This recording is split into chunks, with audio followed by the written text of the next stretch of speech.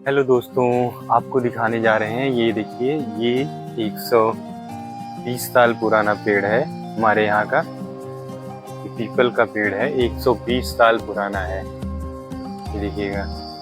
और यहाँ देखिए, मेरे यहाँ पर कुआं है। ये देखिए, ये मंदिर की बाउंड्री है का मंदिर है। आप सभी को दिखाते हैं, देखिएगा।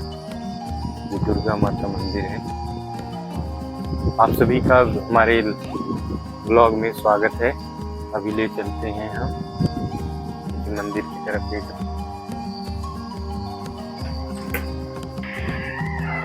देखिए, दुर्गा माता जी है।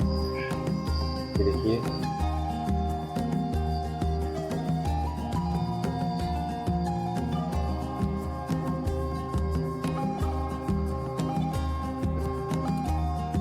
माता रानी के पास